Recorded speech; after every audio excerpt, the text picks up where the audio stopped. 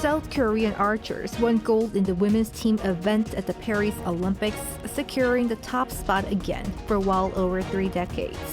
Another gold medal was added today in the women's air rifle shooting. The country's total population turned around in 2023 to report an increase on the back of an influx of foreign residents.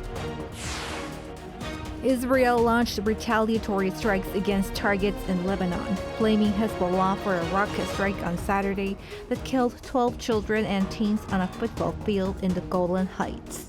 It's July 29th, 6 p.m. in Seoul. This is Newscenter.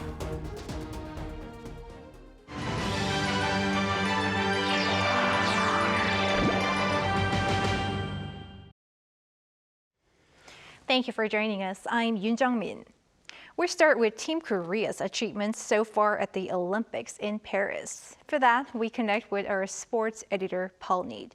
Paul, it's been a good start. Hello, yes, good evening. Well, yes, 6 medals for Team Korea just over the weekend with 3 gold, including 1 in archery as South Korea's women's team won gold on Sunday thanks to a 5-4 win over China. In doing so, Im Si-hyun, Nam Si-hyun and John Eun-young made sure South Korea secured archery gold for the 10th Olympics in a row, dating back to 1988 here in Seoul. The final went all the way to a shootout, with South Korea winning 29-27. And there was a bit of drama in the process as the target judge awarded 10s to the arrows shot by John and Im, which were initially scored as 9s after they hit the line between the bullseye.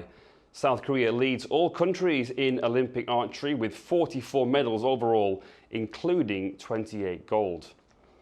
In shooting, South Korea on Sunday won both gold and silver in the women's 10-meter air pistol shooting, as well as silver in the 10-meter air rifle mixed team event.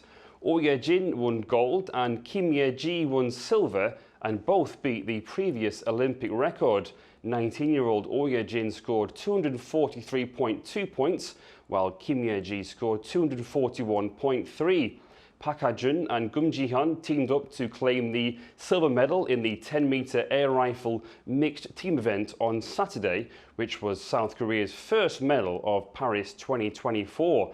Meanwhile, just a few moments ago, Ban Hyo-jin won gold in the women's 10-meter air rifle final with a score of 251.8. That's South Korea's 4th gold medal. The overall target, of course, was set at 5. Moving on to fencing, South Korea's first gold of the Summer Games in Paris was won on Sunday by Oh Sang-uk in the men's sabre fencing, defeating Farid Fajani of Tunisia 15-11 in the final. This is South Korea's 4th individual Olympic gold medal in fencing, but first ever in sabre. It's been quite the journey for Oh Sang-uk. He crashed out in the Tokyo Olympics in the quarter-finals despite entering the tournament ranked number 1 in the world. And in May this year, he lost to someone ranked 78th in the world. And finally, moving on to swimming, Kim Woo-min won bronze in the men's 400-meter freestyle on Saturday to become only the 2nd South Korean swimmer to reach an Olympic podium. Park Tae-hwan, of course, was the first back in 2012. Kim finished 3rd with a time of 3 minutes 42.50 seconds. Lucas Martins of Germany won gold with a time of 3 minutes 41.78 seconds after leading the race for the entire way. Elijah Winnington of Australia took home the silver in 3 minutes 42.21 seconds. But Kim was somewhat lucky to make it into the final in the first place, as he was only the 7th fastest among the 8 qualifiers from the heats earlier in the morning.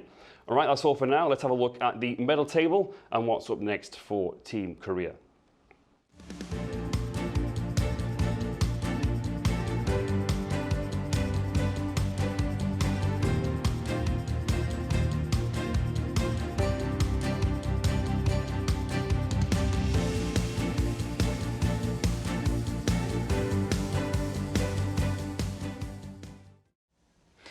The country's population in 2023 turned around to report an increase. It was mainly due to an influx of foreign residents, while the number of local citizens continued to fall. Park Kwon-woo has the latest figures. The population in South Korea is up for the first time in 3 years due to a rise in the number of foreign residents. According to Statistics Korea's 2023 census released on Monday, the total population is around 51.7 million, up 0.2% from the previous year. The total population had been seeing on-year decreases since 2021. The number of foreign nationals who've lived in the country for at least 3 months or entered the country for the purpose of staying that long jumped by over 10% on year at more than 1.9 million people. Chinese and Vietnamese nationals accounted for over half of the total. Statistics Korea says that more foreigners coming to Korea after the pandemic and the expansion of the employment permit system are major factors behind the rise. It also said the number of multinational families, including households with naturalized Korean citizens or foreigners who got married to Korean citizens, saw an increase of more than 4% on year. And that's a jump of over 24% compared to 2018. At the same time, the agency's data shows continuous falls in the population of South Korean citizens living in the country since 2021. The number shrank to below the 50 million people mark for the first time in 4 years in 2022. But that fell by more than 100,000 last year. In detail, the working age population, or those aged 15 to 64, shrank by around 140,000 on year, while those aged 14 or under also decreased by over 240,000. Due to the country's aging society, the number of people aged 65 or older saw an increase of more than 460,000, making a total of nearly 10 million. That led the median age of the country to rise to 45.7, up 0.6 from the year before. Park Kwon-woo, Arirang News. The number of tourists visiting South Korea is recovering to levels before the COVID pandemic. According to the Korea Tourism Organization on Monday, the number of those who visited Korea in June saw an year-on increase of nearly 50%, exceeding 1.4 million. This is the highest figure since COVID-19 was downgraded to endemic and has recovered up to 96% of the same month in 2019. By country, most of the tourists came from China, followed by Japan, the United States, and Taiwan. The total number of tourists from January to June this year has now reached 7.7 million. At the National Assembly, ruling and opposition lawmakers continue to lock horns over broadcasting bills, with another filibuster currently in progress. Our political correspondent Shin Ha-young with the latest. After a parliamentary vote brought an end to a ruling party-led filibuster, the National Assembly on Monday passed an opposition-led proposal calling for a revision to the Foundation for Broadcast Culture Act. The bill calls for an increase in the number of board members and an expansion of the government's authority to recommend members to media-related academic associations and viewer committees. It passed with 187 votes in favor amid a walkout by the ruling People Power Party. The vote followed a day-long debate initiated by the PPP on Sunday after the main opposition Democratic Party tabled the bill. Under the National Assembly Act, a filibuster in each bill can be halted after 24 hours if at least 3/5 of the parliament agree to do so. The DP has been pushing 4 contentious broadcasting bills aimed at reducing state influence over public broadcasters. Among them, 2 of the bills, a revision to the Act on the Establishment of the Korea Communications Commission and a revision to the Broadcasting Act, were passed by the opposition-controlled National Assembly on Friday and Sunday, respectively. The PPP opposes the bills, saying that they would increase the presence of progressive figures on the Public Broadcasters Board, while the DP argues that they are necessary to normalize broadcasting. Right after the vote on Monday, the DP tabled the last remaining revision bill, this time regarding the Korea Educational Broadcasting System Act, prompting the PPP to initiate another filibuster in protest. The final bill is also expected to pass the National Assembly on Tuesday. However, the PPP plans to advise President Yoon to exercise his veto power against the 4 bills. 3 of the bills were passed last year by the opposition-controlled National Assembly but were vetoed by the president. Shin Ha-young, Arirang News.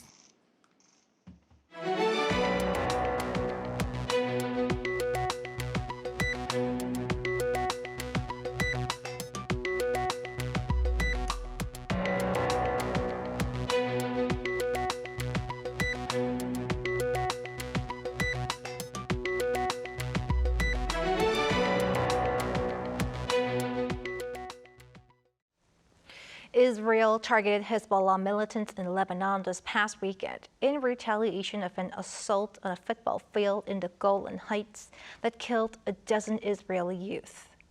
Isingja has the details.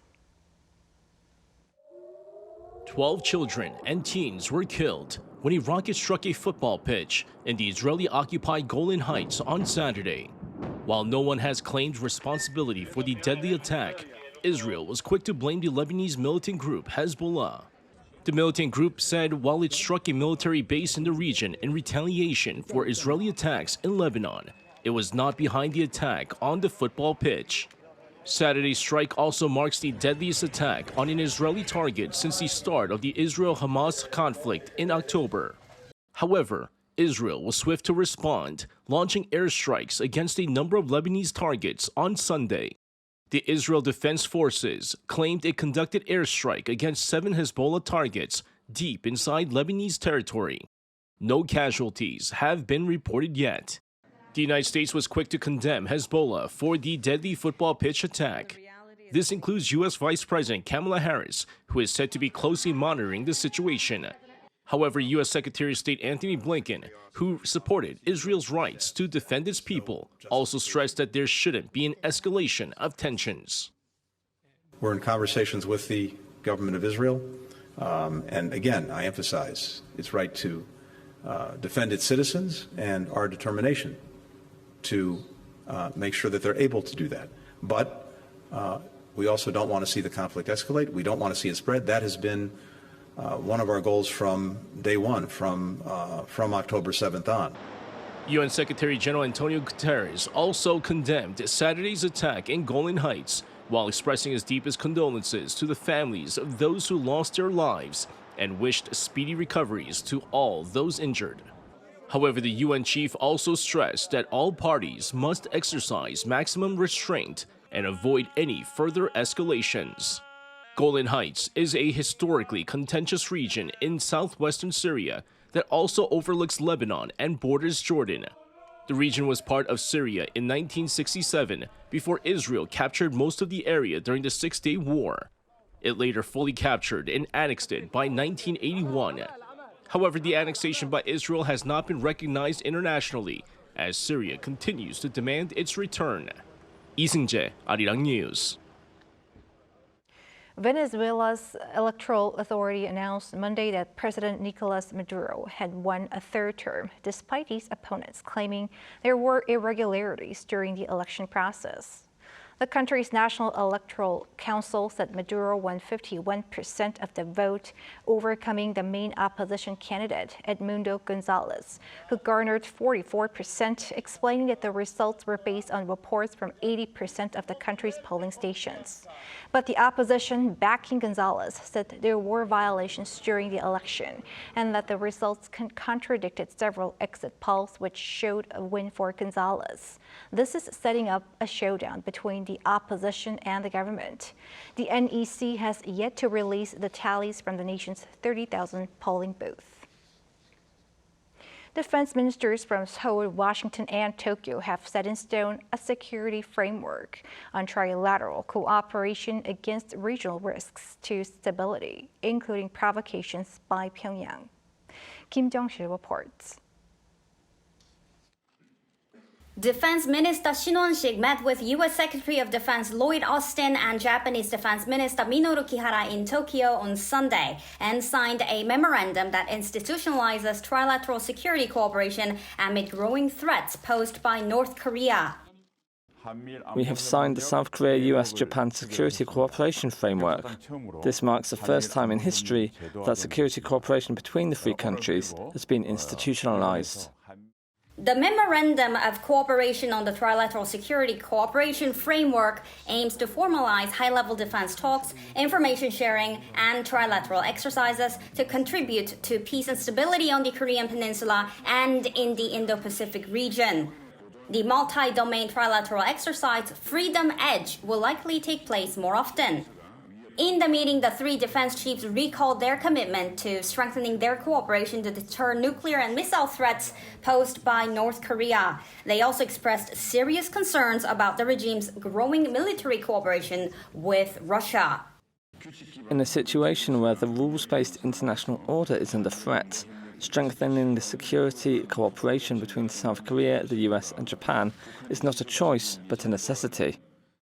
In a separate bilateral meeting with the U.S., both sides strongly urged North Korea to stop sending waste-carrying balloons toward the south and condemned military cooperation between Pyongyang and Moscow. In a meeting with the Japanese defense minister, they agreed to establish an annual plan for defense exchanges and restart joint search and rescue exercises. The three defense chiefs agreed to hold the next meeting in South Korea next year. Kim Jong-sil, Arirang News. In other news, the first public robot facility has opened in the capital city, Seoul. Our Lee Soo-jin explains what it could mean for related research and testing.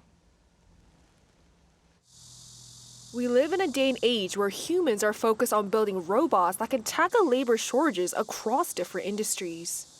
And with the opening of this new research facility in Seoul's Gangnam-gu district, research institutions and companies alike will now be able to test and certify their robots as Seoul's first public robot research facility. It has been difficult for AI startup employees to travel all the way to Changwon or Incheon to carry out tests, but now they can do that here in Gangnam. I believe that this will boost the competitiveness of the manufacturing sector as a whole.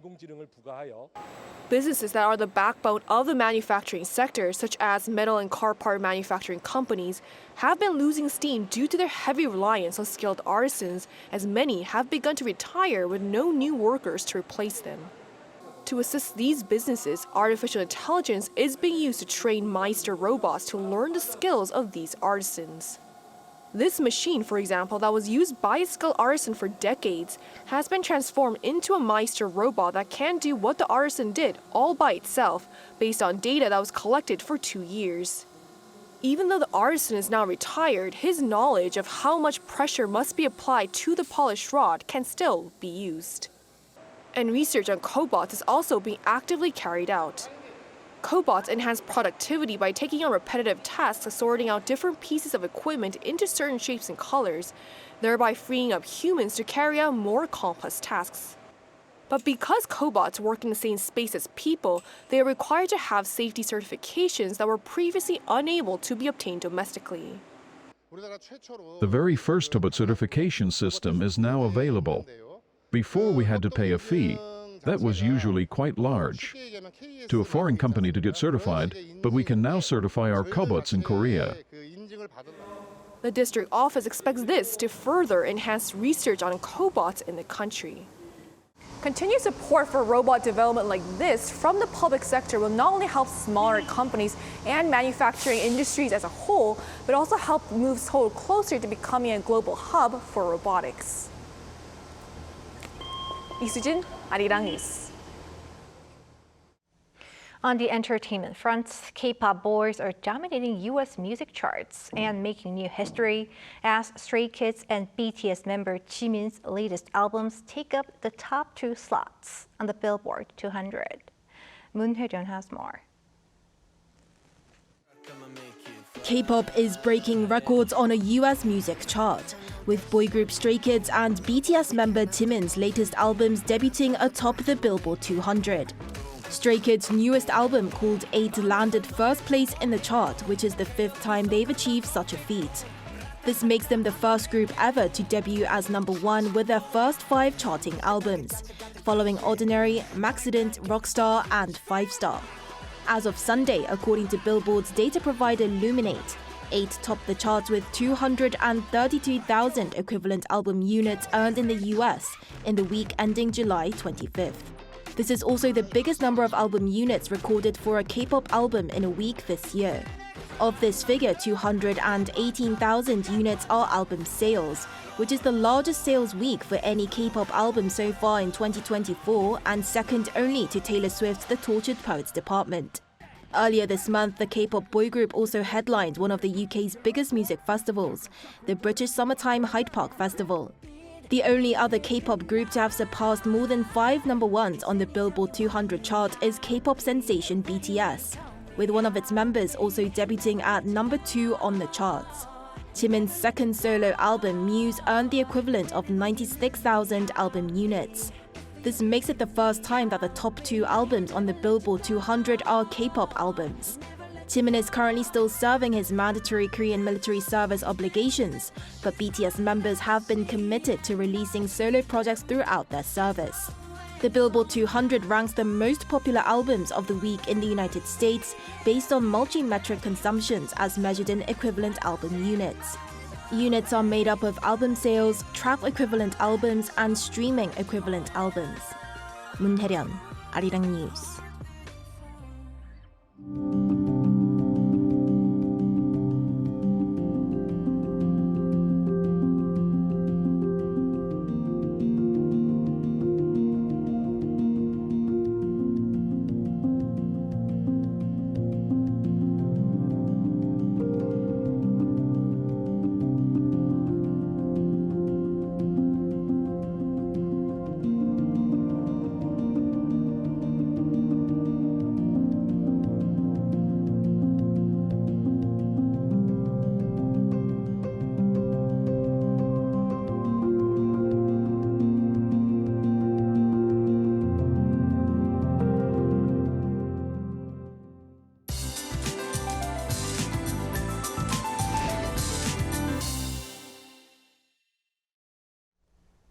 As a heat wave is continuing nationwide, the weather is like a steamer. Currently, a heat wave warning is in place in most parts of the country.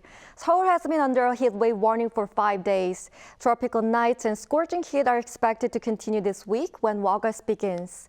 There are many clouds across the country and rain is forecast in central regions.